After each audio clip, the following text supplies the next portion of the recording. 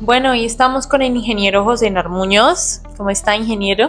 Muy bien, muchas gracias, Me María Camila. alegra. Bueno, él es director del área de soluciones de la compañía Hairs y lo hemos querido entrevistar por su trayectoria y porque estamos seguros que detrás de cada ingeniero existe una historia que nos motiva. Entonces, ingeniero, cuénteme qué lo motivó a elegir la ingeniería en electrónica y telecomunicaciones como carrera. En mi caso, soy un ingeniero de campo, venido del campo. Yo era un niño como cualquier otro del campo que corría descalzo por la quebrada, buscando ranas, peces, corriendo las perdices, etc. Y la verdad, hay cosas que se dan por temas del destino, diría yo. Hay un punto de inflexión muy, muy importante que me gustaría dar a conocer, y es cuando mi abuela, por allá como a los 4 años, ella siempre, cada año me hacía, yo era su primer nieto y ella siempre me daba un regalo. Entonces, cuando cumplí los 4 años ya estaba mucho más grandecito y ella me llevó en algún momento a elegir entre una cobija y un radio. Adivinen qué elegí. Por supuesto elegí el radio, y ese radio yo lo andaba para todo lado.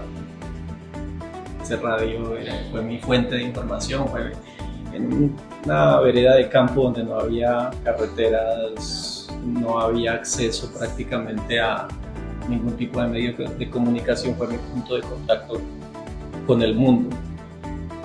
Había unos programas de educación para adultos que enseñaban a leer, y ahí aprendí a leer a muy, muy temprana edad. A mis 5 años yo ya sabía leer, y aprendí de noticias. Empecé a escuchar las emisoras de Pasto, allá de Cali. Cali fue, digamos, eso sí, puedo considerar que fue un sueño desde ese primer momento, porque empecé a entender y a conocer los barrios de Cali, empecé a conocer lo que sucedía acá por las emisoras de la ciudad en particular. Pues me gustaba mucho un programa de Cairo Aristizábalosa, se llamaba Nunca es tarde, y que describía muchas de las problemáticas sociales de la ciudad, y a la vez como los medios de comunicación ayudan a solventar muchos de esos problemas. Acto de amor, yo creo que si algo he recibido en la vida de parte de mi familia es amor. Y bueno, algo para destacar, pienso yo, es que es la capacidad de tomar decisiones de mi madre. Nosotros, te mencionaba ahorita, en la vereda, pues la escuela nos daba prácticamente hasta segundo de primaria. En algún momento nos alcanzó a dar el tercer grado, y a partir de ahí no había más. Entonces todos los campesinos, niños que en ese momento estudiábamos ahí, quedábamos ya a la deriva. Sí. Entonces imagínate que mi madre había conseguido hacerse amiga de la enfermera que bajaba a la vereda a vacunar a los niños, y con ella logró que nos alquilaran una habitación. Ella tomó la decisión, vendió todo lo poquito que tenía, las gallinas, acomodó una cama. Mi padre, que era muy recursivo, había hecho un colchón con lana de balso, es un árbol que produce una lana, y eso nos lo llevamos, eran nuestras pertenencias, y fue como arrancamos a salir del campo hacia el pueblo, en este caso, a terminar la primaria. Imagínate, pues en primer lugar el poder de decisión de mi madre, y también la resiliencia o capacidad también de sacrificio de mi padre, porque él decidió quedarse en la finca a producir lo que daba la finca para con eso sostenernos, mientras que nosotros vivíamos en el pueblo con mis 3 hermanos, bueno, mis 2 hermanos, somos 3 en total. Bueno, ingeniero, volvamos un poco a lo del radio. ¿Qué significó para usted este primer radio y qué le regaló su abuela, y cómo influyó en su pasión por la ingeniería? Yo creo definitivamente que ese fue mi punto de inflexión para ser ingeniero. Ese radio para mí pues, fue mi primer laboratorio, como te decía, mi primer contacto con el mundo. Más que, digamos que un objeto, un juguete, ya empezó a desentrañar misterios. Para mí, inicialmente, debo confesarlo, a mí me parecía que las personas que hablaban ahí seguramente se vivían adentro, y empecé a tener curiosidad por todos los elementos electrónicos que estaban inmersos dentro del radio. Después ya algunas personas me empezaron a indicar que moviendo, por ejemplo, las bobinas se sintonizaban mejor algunas emisoras. Sí, cogía más señal. Cogía más señal, exactamente. También empecé yo a darme cuenta que si le conectaba, alguna vez tenía la antena al lado de un alambre de púas de los que se utilizan para cerrar, exacto, para las cercas, y me di cuenta que empezó a sonar durísimo. Claro, se mejoró la calidad de la recepción, y entonces empecé a darme cuenta de que si utilizaba hilos de alambre podía mejorar muchísimo más la calidad de la recepción. Entonces empecé a tener mis primeras experiencias en telecomunicaciones construyendo mis primeras antenas de AM, y por eso digo que ese fue mi primer acercamiento hacia la ingeniería. Durante su estudio, ¿tuvo algún momento difícil que sea digno de recordar y qué enseñanza sacó de este momento tan difícil? Cuando a puertas de un examen de circuitos analógicos 1, recuerdo muy claramente como si fuera hoy, estaba, en ese momento mi madre se había mudado a Popayán porque debió entrar a trabajar en una casa de familia para sostener mis estudios, y después de ir a visitarla en mi bicicleta tuve un accidente en una moto y estábamos a punto de presentar al otro día el examen de circuitos analógicos, y a pesar de que hice todo mi mayor esfuerzo, había pasado toda la noche en urgencias, curaciones, afortunadamente nada de gravedad, pero pues me hicieron muchos exámenes. Quisiera decir otra cosa, pero perdí ambos exámenes.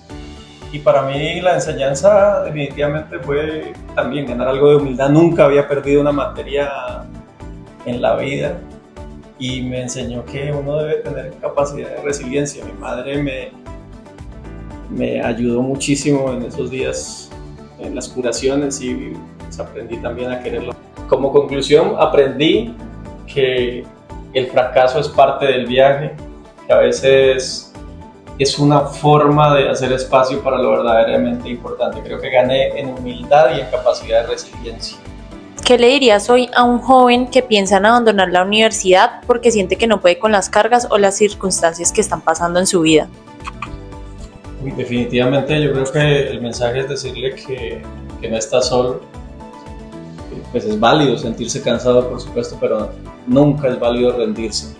El camino es difícil, pero lo que uno construye con esfuerzo tiene un sabor propio que nadie se lo quita. Yo le diría que, aparte de eso, que la ingeniería, en el camino que sigue cuando termine su carrera, no se trata no solamente de resolver problemas técnicos, sino también de resolver situaciones, y ahí sí debe utilizar la lógica y el corazón. Mira, la ingeniería para mí es esa carrera que traduce sueños en soluciones, esa área del conocimiento que permite que el agua llegue a donde antes había sed, que donde no había medios de comunicación ahora llegue una señal de internet, donde antes había oscuridad ahora llegue la luz eléctrica. Y en fin, la ingeniería es esa herramienta social que es una poderosa fuente de equidad y desarrollo, definitivamente. Oportunidades todas, definitivamente. Pasé, pues obviamente, como te decía al comienzo, de caminar descalzo por la quebrada a ser un ingeniero que representa a la empresa en eventos nacionales, internacionales. Desde mi trabajo en una empresa de consultoría, pues aporto conocimiento y desarrollo los grandes proyectos del país. Actualmente estoy también dictando clases en la universidad y trato de aportar a los nuevos prospectos que se van educando profesionalmente como ingenieros. Entonces, pues definitivamente la ingeniería creo que me ha ayudado a construir tejido social, y algo que me llena de mucha, la verdad, de mucha gratificación es poder llegar a la vereda, encontrarme con un grupo de muchachos y decirles, miren, sí se puede. ¿Qué habilidades cree que se desarrollan estudiando ingeniería más allá de las técnicas? Habilidades como la paciencia, la disciplina, que es muy importante, y por supuesto el pensamiento crítico. Pero también, no sé si es una habilidad o una virtud. Podríamos decir que la humildad para reconocer también lo que no se sabe y entender que cada problema técnico esconde detrás una necesidad humana. Las necesidades no se inventan, las necesidades existen. A lo mejor se pueden hacer visibles, que es diferente, pero no te puedes inventar necesidades. Y socialmente, digamos que la ingeniería lo que trata es precisamente de resolverlas, independientemente de que estén visibles o invisibles, pero hay que resolverlas. Algunas quizás las más complejas quizás son las que son, por supuesto, invisibles. ¿Por qué? Porque hay que primero justificarlas, investigar, hacerlas visibilizar de tal manera que puedan, desde el punto de vista incluso político, económico, poder asignarle los recursos para que sean viables. Si tuviera frente a usted a un grupo de jóvenes de zonas rurales o con bajos recursos, ¿qué les diría para motivarlos a estudiar una carrera como la suya? Se debe estudiar con hambre de futuro, pero obviamente sin olvidar su historia, sin olvidar de dónde venimos. Y obviamente en cada cable, en cada sensor, en cada cálculo hay una oportunidad para dignificar a nuestras familias y a nuestras regiones. Y para finalizar, ¿cómo visualiza el futuro de la ingeniería en Colombia y qué rol pueden tener los jóvenes en él? Bueno, en primer lugar, pues Colombia necesita cada vez más ingenieros. Y no solamente ingenieros que sepan calcular, sino que sepan visualizar, como decimos ahora, las necesidades de las comunidades.